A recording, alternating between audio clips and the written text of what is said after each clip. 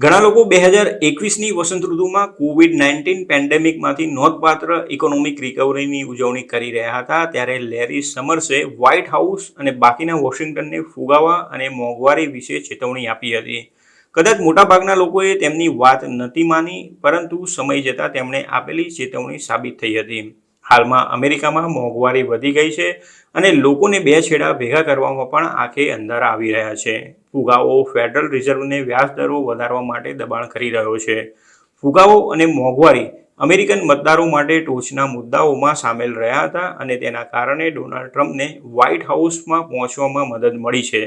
હવે વધુ એક વખત ઘણા લોકો ફુગાવાને ઘટતો જોઈને ઉજવણી કરી રહ્યા છે, ત્યારે લેરી સમર્સે વધુ એક ચેતવણી આપી છે અને કદાચ અમેરિકામાં ગ્રોસરીના ભાવ ફરીથી વધી શકે છે. લેરી સમર્સ જાણીતા ઇકોનોમિસ્ટ અને ભૂતપૂર્વ ટ્રેઝરી સેક્રેટરી છે અને તેમણે ચેતવણી આપી છે કે ફુગાવા નામનો જીન બોટલમાંથી પાછો બહાર આવી શકે છે. તેમનું કહેવું છે કે ટ્રમ્પના આગામી એડમિનિસ્ટ્રેશન માટે પણ ફુગાવો અને મોંઘવારીનો સામનો કરવો પડકારજનક બની શકે છે. ન્યૂયોર્ક ઇકોનોમિક ક્લબ દ્વારા આયોજિત એક કાર્યક્રમમાં વાતચીત દરમિયાન તેમણે જણાવ્યું હતું કે તેમનો પોતાનો ચુકાદો એ છે કે ફેડ અને બજારો હજુ પણ ઓવરહીટિંગના જોખમોનો ઓછો અંદાજ આપી રહ્યા છે. બરાક ઓબામા અને બિલ ક્લિન્ટનના એડમિનિસ્ટ્રેશનમાં અધિકારી તરીકે ફરજ બજાવનાર લેરી સમર્સે અબોવ ટાર્ગેટ કોર ઇન્ફ્લેશન તરફ ધ્યાન દોર્યું છે. ફેડરલ રિઝર્વે ગયા અઠવાડિયે સતત બીજી બેઠકમાં વ્યાજ દરમાં ઘટાડો કર્યો હતો અને સંકેત આપ્યો હતો કે હજી પણ તેમાં ઘટાડો કરી શકાય છે.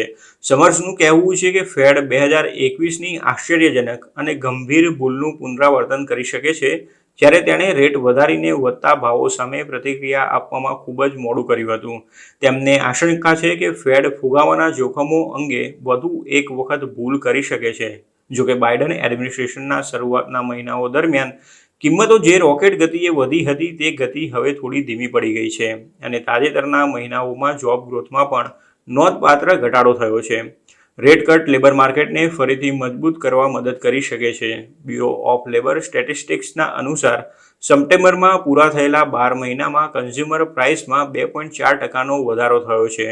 તે 2022ના મધ્યમાં 9%ની ટોચથી તીવ્ર ઘટાડો છે. ગયા અઠવાડિયે વધુ રેટ કટની અધ્યક્ષતા કર્યા પછી ફેડ ચેર જેરોમ પોવેલે દલીલ કરી હતી કે ફુગાવો સેન્ટ્રલ બેંકના 2%ના ગોલ માટે સસ્ટેનેબલ પાથ બેક પર છે. જોકે પોવેલે સ્વીકાર્યું હતું કે તેમણે હજુ વધુ કામ કરવાનું બાકી છે. મોંઘવારીને કાબૂમાં રાખવા માટે હજી ઘણું કામ કરવાની જરૂર છે. અન્ય મુખ્ય પ્રવાહના ઇકોનોમિસ્ટની જેમ સમર્સે ચિંતા વ્યક્ત કરી હતી કે પ્રમુખ તરીકે ચૂંટાયેલા ડોનાલ્ડ ટ્રમ્પના ચૂંટણી વચનો ફુગાવાને ફરીથી વેગ આપી શકે છે. તેમણે કહ્યું હતું કે એક ખૂબ જ નોંધપાત્ર જોખમ છે કે ટ્રમ્પે જે વાત કરી છે તેને અમલ મૂકવાનો પ્રયાસ કરશે. જો તેઓ તેને અમલમાં મૂકશે તો ફુગાવો ફરીથી વધી શકે છે. તેમણે ટ્રમ્પની ટેરિફ લાદવાની યોજના સામે લાલ બત્તી ધરી છે અને કહ્યું હતું કે તેનાથી ચીજવસ્તુઓના ભાવમાં વધારો થઈ શકે છે અને સપ્લાય ચેઇન ખોરવાઈ શકે છે.